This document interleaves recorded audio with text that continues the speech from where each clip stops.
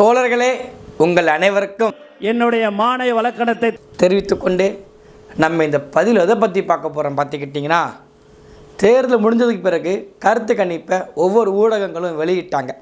அந்த ஊடகங்களை வெளியிடும்போது பெரிதளவில் பாதிக்கப்பட்ட ஒருத்தங்க யாருன்னு பார்த்துக்கிட்டிங்கன்னா, அவங்க குஞ்சு, அதாவது சின்ன உடம்பு, சின்ன நெஞ்சு, குஞ்சு நெஞ்ச ஊடகத்தில் இருக்கக்கூடிய முக்கால்வாசி பேர் வறுத்து எடுத்துட்டாங்க. அதாவது கனவு கோட்டையில் வாழ்ந்துக்கிட்டு இருந்தாங்க. ஒரு ஒன்றுத்துக்குமே உதவாத ஒரு விஜய் படம் வந்து ஒரு ஹைப்பை கொடுத்து, இல்லை எந்த அளவுக்கு ஏமாத்துறதுக்கு வேலையை பார்ப்பாங்களோ அதே மாதிரி அவங்க கட்சியில் இருக்கக்கூடிய, அதாவது தொண்டனாக இருந்தவனை, படத்தை பார்த்து சினிமா ரசிகனாக இருந்தவனை, ரசிகை வெறி பிடிச்சவனை அப்படி கட்சிக்கு மாற்றின உடனே அவன் மெச்சூர்டாகவே ஆயிடுவான்னு நினச்சாங்க. ஆனால் அந்த கட்சிக்காரங்களுக்கு தெளிவாகவே தெரியும், இவன் மெச்சூர்ங்கிறது வாழ்க்கையில் வரவே வராது, இவன் என்ன சொன்னாலும் ஏமாறக்கூடிய ஏமாளி பையன் தெரிஞ்சுக்கிட்டு பல உருட்டி பார்த்தாங்க. ஆனால் இந்த எசிட் போல் அப்படின்ற ரிசல்ட்டு வந்த உடனே நிறைய அணில்கள் வந்து பொந்துக்குள்ளே ஒளிஞ்சிக்கிட்டாங்களாம். நிறைய அணில்கள் வந்து மரத்து மேலே ஏறிட்டாங்களாம்மா. இனிமேல் நான் கீழே இறங்கி வரவே மாட்டேன், என்னை வராதிங்க, என்னை தேடாதீங்க, நான் நம்பிக்கையாக இருந்தேன், என்னை ஏமாற்றிட்டாங்க அப்படின்னு சொல்லி கதறிக்கிட்டு இருக்கிறாங்க. இந்த இடத்துல தான் நமக்கு ஒரு மிகப்பெரிய மகிழ்ச்சி. என்ன மகிழ்ச்சி? அணில்கள் வறுக்கப்படுறது, அணில்கள் பொறிக்கப்படுறது, அணில்கள் 65 போடுறது மகிழ்ச்சியாக பாலாம் கேட்டிங்கன்னா, அவங்க நம்மளே போட்டுருன்னு வச்சுக்குவாங்களேன். இவங்களுக்கு தனியாக ஒருத்தர் வர வேண்டாம் நம்ம முதல்ல சொல்லிக்கிட்டு இருந்தோம். தாவேக்கா என்கின்ற கட்சி ஒன்றுக்கு உதவாத கட்சி. அந்த கட்சி எந்த காலத்துலேயும் 2026 ஜெயிப்பதற்கு வாய்ப்பு கிடையாது நம்ம சொல்லிக்கிட்டே இருந்தோம். அதில் மாட்டுக்கிறது கிடையாது. நமக்கு என்ன மகிழ்ச்சி அப்படின்னு பார்த்துக்கிட்டிங்கன்னா, இதுவரைக்கும் தேர்தல் கருத்து கணிப்பில் நாம் தமிழர் கட்சியினுடைய வாக்கு சதவீதங்களை குறைச்சி காட்டுவாங்க எப்போதுமே. அதாவது 2021 சட்டமன்ற தேர்தலில் நாம் தமிழர் கட்சி காட்டப்பட்ட வாக்கு சதவீதம் 4. 2024 நாடாளுமன்ற தேர்தலில் நாம் தமிழர் கட்சிக்கு காட்டப்பட்ட வாக்கு சதவீதம் 6. ஆனால் முதலாக பல ஊடகங்களில் இந்த எசிட் போல் ரிசல்ட்டில் நாம் தமிழர் கட்சிக்கு வாக்கு சதவீதத்தை தாண்டி எப்போதுமே மற்றவைன்னு சொல்லி ஒரு ஆள் இல்லாத படத்தை வச்சு அந்த படத்துக்குள்ளே 0, 1, 2ன்னு போடுவாங்க. ஆனால் முதலாக ஒரு ஊடகங்களில் நேரடியாக ஒளிபரப்பு செய்யக்கூடிய, நம்ம தமிழ்நாட்டு செய்யக்கூடிய புதிய தலைமுறையிலிருந்து, நியூஸ் 18 இருந்து, இல்லை பாலிமரில் இருந்து, எந்த சேனல் எடுத்துக்கிட்டாலும் அதெல்லாம் தாண்டி இங்கிலீஷ் சேனல் இருக்கும் தெரியுங்களா, இந்தியா, அப்போ NDTV, இப்படி பல இங்கிலீஷ் சேனலுக்கு வடமாநிலத்திற்கு ஊடகங்கள் முதல் கொண்டு அந்த இடத்துல நாம் தமிழர் கட்சியுடைய தலைமை ஒருங்கிணைப்பான சீமானுடைய புகைப்படத்தை வைத்து இந்த தேர்தல் 2026 சட்டமன்ற தேர்தலில் வெற்றியை உறுதி செய்யக்கூடிய சம்பவங்களை நம்ம நெருங்கிட்டோம். தந்தி தொலைக்காட்சியை எடுத்துக்கோமே, 21 நீங்கள் நாங்கள் எவ்வளோ % வாங்குவோம்னு சொன்னீங்க? 4 விழுக்காடுன்னு போட்டிங்க. அதுக்கு முன்னாடி 19 எங்களை மற்ற வகையில் வச்சிங்க.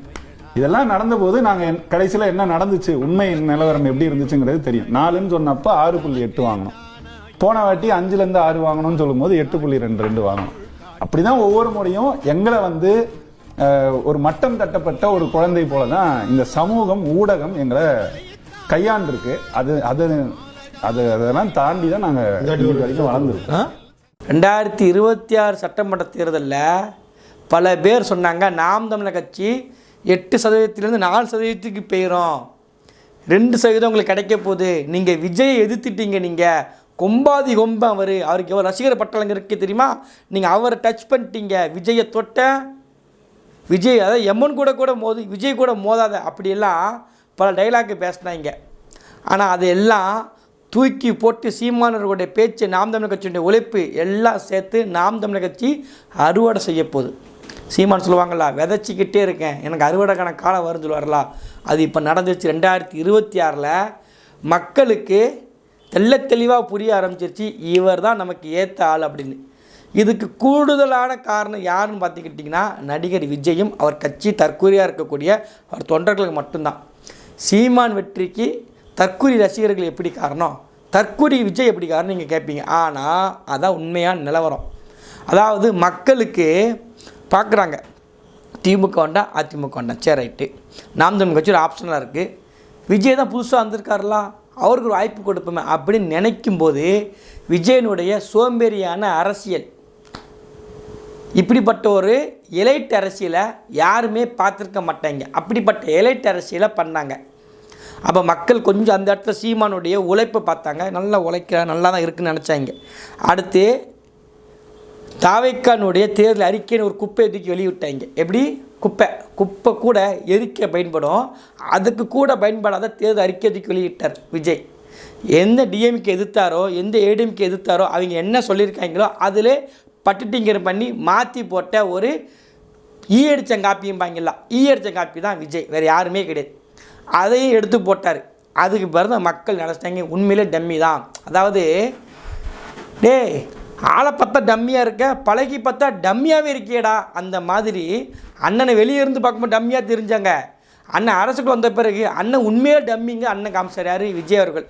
அப்போ நாம் தமிழர் கட்சியினுடைய தேர்தல் அறிக்கையை பார்க்குறாங்க. மக்களுக்கு தெளிவாக புரிஞ்சிருச்சு, சீமானை விட்ட ஆள் கிடையாது. சீமானனை என்றைக்குமே சொல்லுவாங்க, முளைக்குச்சி என்கிட்ட தான் இருக்குது, நீ எங்கே வேணாலும் மேய்ஞ்சிட்டு வா, எங்கேனாலும் போய்க்கோ, கமலஹாசன்ட்ட போவியா போய்க்கோ, கருணாநிதிட்ட போவியா கருணாநிதி போய்க்கோ, ஸ்டாலின்ட்ட போவியா போய்க்கோ, எடப்பாடி போவியா போய்க்கோ, ஆனால் முளைக்குச்சி என்கிட்ட தான் மோனை இருக்கும் பாரல. அது 2026 விஜய் என்கின்ற ஒருத்தர் அரசியலுக்கு வந்து நம்ம வெற்றியை உறுதி செஞ்சிட்டார்.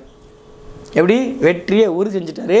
சீமான மாதிரி ஒரு தத்துவவாதிகள் தமிழ்நாட்டில் கிடையவே கிடையாது அப்படிங்கிறத விஜய் அவர்கள் வந்து நமக்கு கூடுதல் பலத்தை ஏற்படுத்தி விட்டார்.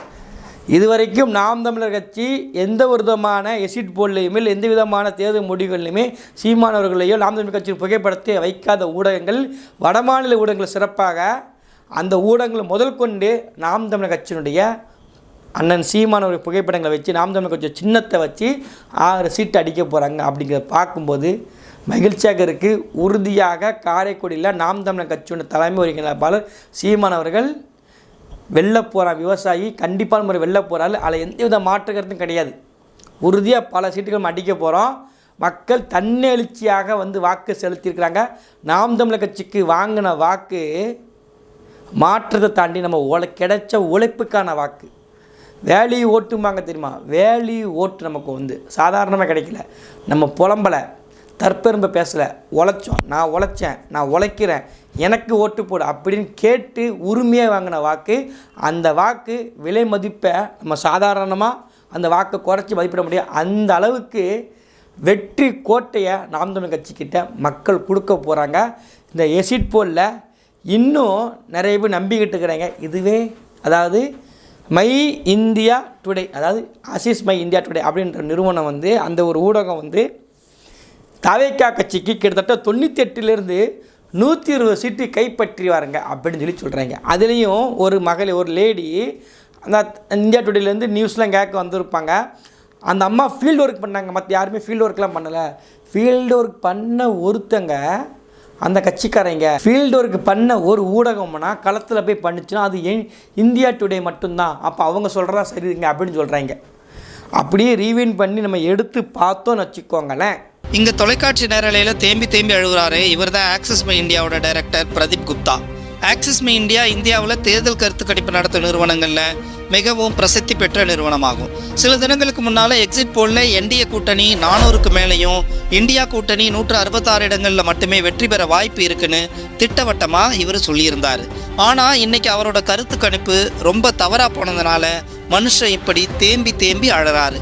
தேம்பி அழுதுட்டு இருந்தார்ல, அவர் யார் தெரியுமா? பிரதீப் குப்தாவா.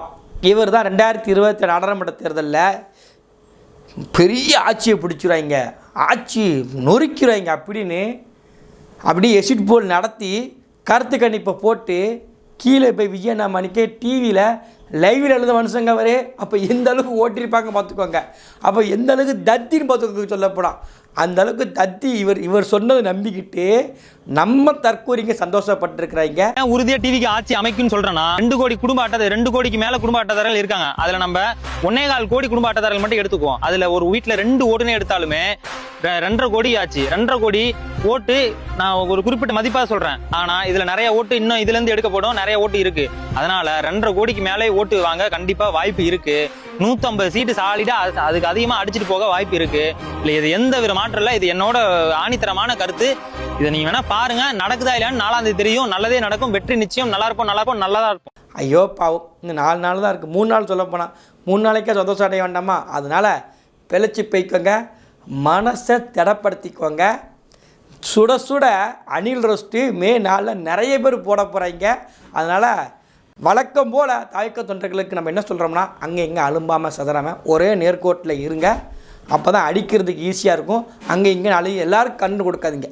ஒன்று போல் நாங்கள் தற்கொலை, அதாவது 2 பேர் 3 பேர் போகாதீங்க, மொத்தமாக வாங்க, முடிச்சு விட்ருவோம். 2026 காலமும் நம்ம தான், களமும் நம்ம தான். சட்டமன்றத்தில் நாம் தமிழர் கட்சியினுடைய புலிப்படைகள் நிறைக்க போகிறாங்க. சட்டமன்றத்துக்கு போய் நாம் தமிழர் கட்சியினுடைய கொள்கைகள் தத்துவங்களை மக்கள்கிட்ட கொண்டு போய் சேர்க்க போகிறாங்க. மக்களுக்கு மக்களாட்சினா ஒரு புலி போனாலும் அந்த ஒட்டுமொத்த ஓநாய் கூட்டத்தையும் 233 டம்மிகளையும் ஒத்த புலி போய் விரட்ட போது. அது கண்டிப்பாக நடக்க போது. கான்ஃபிடெண்ட்டாக இருங்க, நாம் தமிழர் கட்சிக்கு நல்லதே நடக்கும். கான்ஃபிடெண்ட்டாக இருக்காதீங்க தாவே கட்சிக்காதீங்க, உங்களுக்கு நல்லதே நடக்காது. நன்றி, வணக்கம்.